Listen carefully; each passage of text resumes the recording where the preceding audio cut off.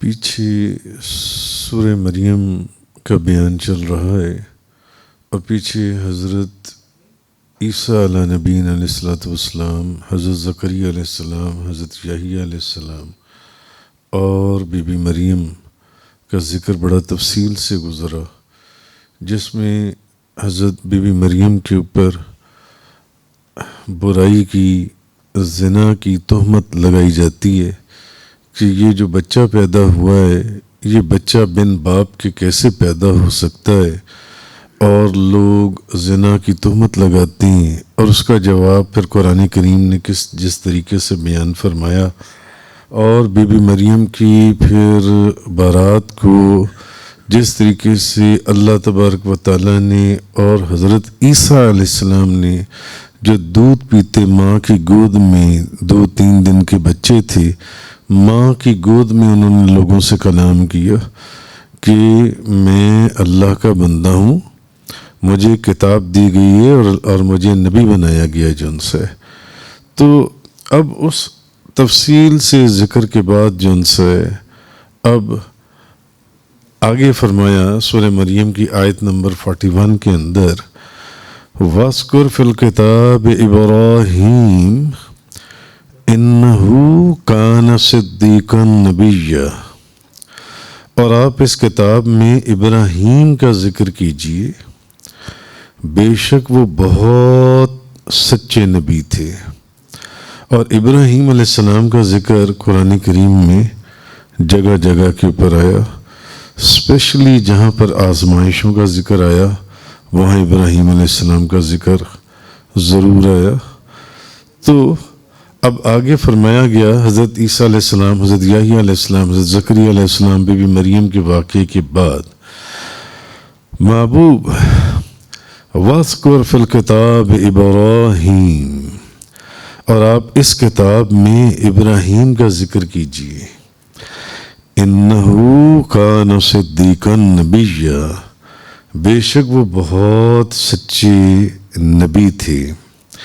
تو امام فخر الدین رازی رحمۃ اللہ علیہ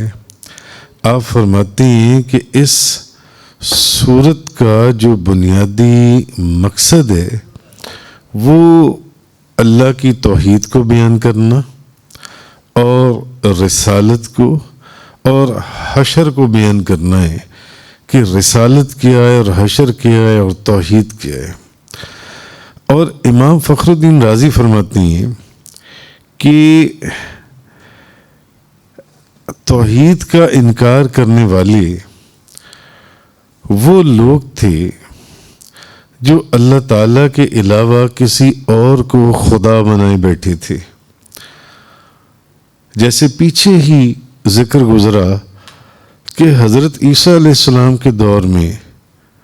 4 کرسچنز کے اندر، عیسائیوں کے اندر 4 گروہ ہو گئے، چاروں گروہ اکٹھے ہوئے اور انہوں نے آپس میں مشورہ کیا۔ تو ایک گروہ نے کہا کہ بھئی عیسیٰ حضرت مسیح جو ہیں اصل میں یہ بذات خود خدا تھے، یہی اللہ تھے جو زمین پر آئے تھے اور اپنا کام کر کے چلے گئے اوپر۔ دوسرے گروہ نے کہا کہ نہیں،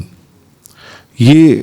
خدا نہیں تھے بلکہ یہ تو خدا کے بیٹے تھے۔ تیسرے گروہ نے کہا کہ نہیں، ان کی جو ماں ہے وہ خدا تھی۔ چوتھے گروہ نے کہا کہ نہیں، تم تینوں جھوٹ بولتے ہو، اصل میں عیسیٰ علیہ السلام جو ہیں یہ اللہ کے بندے اور اللہ کے رسول ہیں۔ تو جیسے ہمارے مسلمانوں کے اندر بے شمار فرقے ہیں، سنی، دیوبندی، وہابی، شیعہ، اسی طرح کرسچنس کے اندر بھی بے شمار فرقے چلتی ہیں، جیسے کہ کیتھولک، میتھوڈسٹ، بیپٹسٹ وغیرہ، بے شمار فرقے۔ تو اب یہ توحید کا انکار کرنے والے کون لوگ تھے؟ امام فخر الدین رازی فرماتے ہیں جو اللہ تعالیٰ کے علاوہ کسی اور کو خدا بنائے بیٹھے تھے، خدا مانتے تھے۔ پھر ان میں بھی 2 گروہ تھے جو اللہ کے علاوہ کسی اور کو معبود مانتے تھے، الہ مانتے تھے، خدا مانتے تھے۔ ان دونوں گروہوں میں ایک گروہ تو وہ تھا جو زندہ لوگوں کو خدا مانتا تھا، اور دوسرا گروہ وہ تھا جو بے جان چیزوں کو خدا مانتا تھا، بے جان چیزوں کو، پتھروں کو خدا مان لیتے تھے، خود ہی پتھروں کو پکڑ کے خود ہی تراشتے تھے اور اس کو خدا بنا کر بیٹھ جاتے تھے جو ان سے۔ اور یہ وہ لوگ تھے جو بتوں کے پجاری تھے۔ اور ایک گروہ وہ تھا جو زندہ انسانوں کو خدا مان لیتا تھا، جیسے کہ میں نے آپ کو پیچھے مثال دی کہ ایک گروہ نے کہا کہ حضرت عیسیٰ علیہ السلام خدا ہیں، دوسرے نے کہا نہیں، یہ اصل میں اللہ کا بیٹا تھا جو زمین پر اترا تھا، اور تیسرے نے کہا کہ نہیں، بی بی مریم جو ان سی ہیں۔ تو ایک وہ گروہ تھا توحید کا انکار کرنے والوں میں جن کا جو زندہ لوگوں کو خدا مانتے تھے، اور ایک وہ گروہ تھا جو بتوں کے پجاری تھے، جو بے جان چیزوں کو خدا مانتے تھے جو ان سے ہیں۔ تو اب یہ دونوں گروہ جو ان سے ہیں بظاہر گمراہی میں تو مشترک تھے، کہ گمراہی ان دونوں میں کامن تھی جو ان سی ہے، لیکن دوسرا گروہ جو ہے وہ پہلے گروہ کے مقابلے میں مفسرین امام فخر الدین رازی لکھتے ہیں زیادہ گمراہ تھا، کیونکہ یہ بالکل ہی پتھروں کو خدا بنا کر بیٹھ جاتے تھے، اور پھر جن پتھروں کے اوپر چلتے تھے پھرتے تھے انہی پتھروں کو پکڑ کر انہی کی مورتیاں بنا کر انہی کو سجدہ کرنے اور انہی سے مدد مانگنے بیٹھ جاتے تھے جو ان سے۔ تو چنانچہ پچھلی آیات میں جو پہلے آیات گزری ہیں ان میں اللہ تعالیٰ نے پہلے گروہ کی گمراہی بیان فرمائی، اور اب یہاں سے دوسرے گروہ کی گمراہی بیان ہو رہی ہے جو بتوں کو پوجتے تھے، جو پتھروں کی پوجا کرتے تھے۔ تو جب حضرت زکریا اور حضرت عیسیٰ علیہ السلام کے واقعے کا اختتام ہوا تو اب ارشاد فرمایا، اے حبیب آپ نے حضرت زکریا علیہ السلام کا حال ذکر کر دیا، اب ذرا حضرت ابراہیم علیہ السلام کا حال بھی بیان کیجئے۔ وَاذْكُرْ فِي الْكِتَابِ ابراہیم، محبوب ان کا تو ذکر کر دیا آپ نے، جس میں بی بی مریم کا ذکر آ گیا، حضرت عیسیٰ علیہ السلام کا تفصیل سے ذکر گزرا، تو اب آپ ذرا ابراہیم علیہ السلام کا ذکر کیجئے جو ان سے۔ تو اب حضرت ابراہیم علیہ السلام کا حال بیان کرنے کا جو حکم دیا گیا اس کی ایک وجہ یہ بھی تھی کہ تمام لوگ یہ بات جانتے تھے کہ نبی کریم صلی اللہ علیہ وسلم اور صحابہ کرام کسی لائبریری میں تو بیٹھتے نہیں تھے، ان کی کوئی کتابیں تو تھی نہیں کہ جن کتابوں کے اندر درس و تدریس کا کام چلتا ہو، نہ وہاں کوئی لائبریری تھی، تو نہ وہاں کوئی پڑھانے آتا تھا، کوئی باہر سے کوئی پروفیسر یا عالم دین جو ان سے۔ تو اب وہ لوگ یہ جانتے تھے کہ ایسی تو کوئی بات ہے نہیں۔ تو اب جب نبی کریم صلی اللہ علیہ وسلم جب ابراہیم علیہ السلام کا واقعہ بھی بغیر کسی کمی بیشی کے جو یہ لوگ جانتے ہیں، ان کی بھی پیچھے کتابوں میں موجود ہے یا ان کے علم میں، اب جب نبی پاک صلی اللہ علیہ وسلم حضرت ابراہیم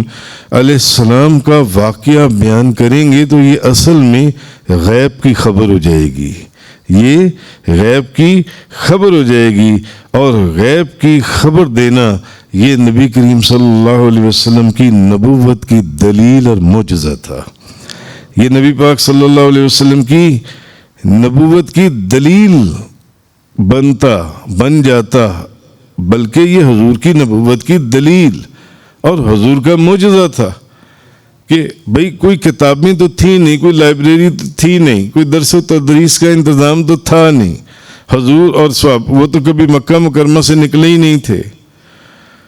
اب جب حضور ان کے مطابق ابراہیم علیہ السلام کا سارا ذکر بیان کریں گے تو اس کا مطلب ہے یہ غیب کی خبریں ہیں، اور غیب کی خبر یہ آپ کی نبوت کی دلیل اور آپ کا معجزہ ہے۔ اب یہاں خاص طور پر حضرت ابراہیم علیہ السلام کا واقعہ بیان کرنے کی ایک وجہ یہ بھی تھی کہ عرب کے جو مشرکین ہیں، مکہ اسپیشلی مکہ مکرمہ کے، عرب کے اور اسپیشلی مکہ کے جو مشرکین تھے،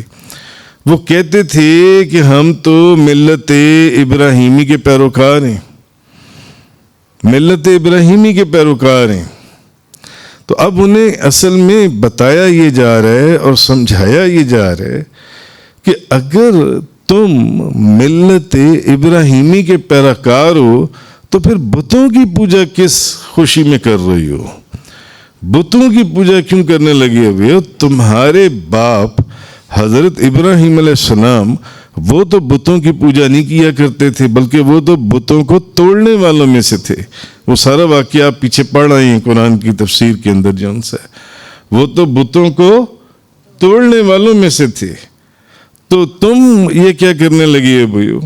بلکہ وہ تو اللہ کی عبادت کیا کرتے تھے، ایک خدا کی عبادت کرتے تھے۔ تو تم کیسے کہتے ہو کہ ہم ملت ابراہیمی کے پیروکار ہیں،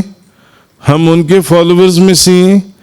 تم بتوں کو پوجتے ہو، پتھروں کو پوجتے ہو، جبکہ ابراہیم علیہ السلام نے تو بتوں کو توڑا تھا، جو اتنا بڑا تفصیل سے واقعہ قرآن کریم میں چلتا ہے۔ تو اگر واقعی تم جو کہتے ہو کہ ہم ملت ابراہیمی کے پیروکار ہیں، تو پھر سب سے پہلے بتوں کی پوجا کو چھوڑ دو۔ جھوٹ بولتے ہو تم کہ تم ملت ابراہیمی کے پیروکار ہو، کیونکہ ملت ابراہیمی کے پیروکار بتوں کو نہیں پوچھ سکتے، وہ تو بتوں کو توڑنے والوں میں سے ہیں۔ آگے فرمایا انہ کان صدیقا نبیا، بے شک وہ بہت ہی سچے نبی تھے۔ اب حضرت ابراہیم علیہ السلام کی صفات بیان کی جا رہی ہیں، اور ابراہیم علیہ السلام کا ذکر قرآن میں بڑا آیا۔ کیوں؟ کیونکہ اللہ کے دوستوں میں سے تھے۔ حضرت ابراہیم خلیل اللہ، اللہ کے دوستوں میں سے تھے، اور آپ ہمیشہ سچ بولتے تھے۔ اور پھر یہ تھا کہ آپ نبوت کے مرتبے پر بھی فائز تھے۔ انہو کان صدیقا نبیا، آپ سچ بولنے والے تھے، یعنی سچ کی تصدیق کرنے والے تھے، نبی اور نبی بھی تھے، نبی کے مرتبے پر فائز تھے۔ اور بعض مفسرین نے کہا ہے کہ صدیق کے معنی ہے کثیر تصدیق، یعنی جو اللہ اور اللہ کی بھی تصدیق کرے،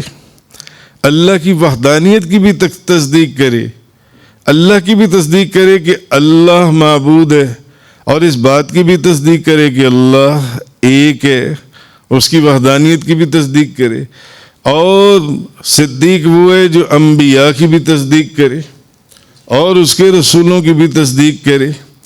اور مرنے کے بعد جو ہم نے دوبارہ اٹھنا ہے اس کی بھی تصدیق کرے کہ عنقریب وہ دن دور نہیں ہے جب ہمیں دوبارہ اٹھ کر کھڑی ہونا ہے۔ اور اللہ کے جو احکامات الہی ہیں ان کے اوپر پورا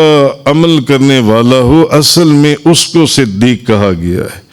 اس کو صدیق کہا گیا۔ تو اس آیت میں یہ جو فرمایا وَاذْكُرْ فِي الْكِتَابِ إِبْرَاهِيمَ إِنَّهُ كَانَ صِدِّيقًا نَبِيًّا، اور آپ اس کتاب میں ابراہیم علیہ السلام کا ذکر کیجئے، بے شک وہ بہت سچے نبی تھے۔ تفسیر قرآن کا یہ لیکچر انگلش میں سننے کے لیے براہ کرم ڈسکرپشن میں موجود لنک پر کلک کریں۔